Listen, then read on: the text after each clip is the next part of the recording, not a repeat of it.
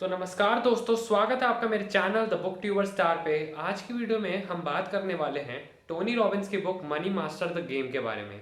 अगर आपको ये नहीं पता कि टोनी रॉबिन्स कौन है तो मैं बता देता हूँ। टोनी रॉबिन्स एक बहुत ही रेप्यूटेड अमेरिकन मोटिवेशनल स्पीकर और ऑथर हैं। मैंने इनकी काफ़ी किताबें पढ़ी हैं और साथ ही साथ काफ़ी टॉक्स भी सुनी हैं, और ये इंसान अपने आप में ही एक लेजेंड है। तो दोस्तों, इस बुक रिव्यू को हम दो पार्ट्स में डिस्कस करेंगे।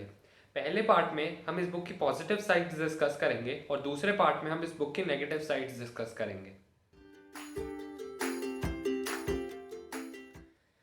तो अब हम डिस्कस करेंगे इस बुक की पॉजिटिव साइड्स। इसमें पॉइंट 1 आता है इम्पैक्ट ऑन लाइफस्टाइल। जी हाँ, इस किताब को पढ़ने के बाद आपका पैसों के प्रति विचार बदलने वाला है। आपको समझ आएगा कि कैसे हम फिजूल खर्ची कम करके अपना फ्यूचर फाइनेंशियली सिक्योर बना सकते हैं।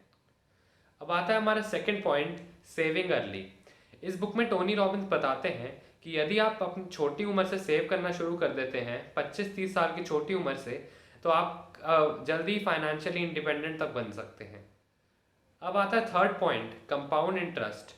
दोस्तों, हमें ये तो पता है कि यदि हम अपना पैसा कहीं डिपॉजिट करते हैं और हमें इंटरेस्ट मिलता है तो हम फायदे में रहते हैं, पर कंपाउंड इंटरेस्ट एक अलग चीज़ है। कंपाउंड इंटरेस्ट ये कहता है कि यदि हम एक जगह लंबे समय के लिए निवेश करते हैं तो हम बहुत अच्छे रिटर्न्स कमा सकते हैं। तो आता है हमारा fourth positive point, the billionaires playbook. इस बुक को लिखने से पहले टोनी रॉबिन्स ने लगभग 50 दिग्गज निवेशकों और व्यापारियों के इंटरव्यू लिए थे, और उन्हीं की पोर्टफोलियो स्ट्रैटेजीज और थिंकिंग्स उन्होंने अपनी बुक में भी लिखी हैं। उदाहरण के तौर पर जैसे रे डालियो, वॉरेन बुफे, जॉन बॉगल। आते हैं अपने फिफ्थ पॉइंट पर, पर्सनल बैलेंस शीट। इस बुक में ऑथर आपको अपनी पर्सनल बैलेंस शीट बनाना सिखाएंगे, जिसकी मदद से आप ये जान पाएंगे कि आपको अभी कितना टाइम फाइनेंशियली इंडिपेंडेंट बनने में लगेगा। साथ ही साथ आपको ये क्लैरिटी मिलेगी कि आपको कहाँ पर अपनी खर्चे कम करने हैं और कहाँ पर बढ़ाने हैं। आता है हमारा sixth point, lots of concepts. इसमें टोनी रॉबिन्स आपको ये सिखाएंगे कि कैसे आप लंबे समय के लिए स्टॉक्स, बॉन्ड्स और टैक्स फ्री एरियाज में इन्वेस्टिंग सिलेक्ट कर सकते हैं, जिसकी मदद से आप फ्यूचर में एक पैसिव इनकम जनरेट कर पाएंगे और जो आपको फाइनेंशियली सिक्योरिटी देगी।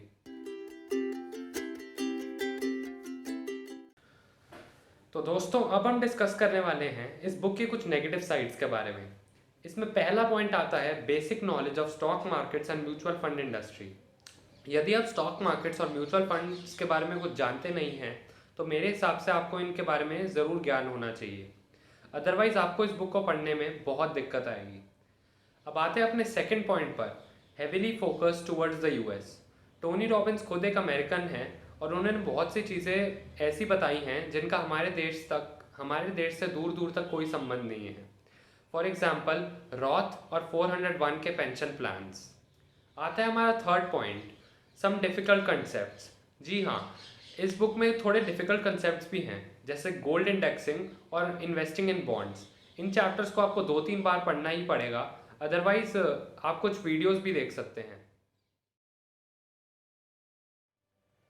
तो दोस्तों, ओवरऑल ये बुक काफ़ी अच्छी है।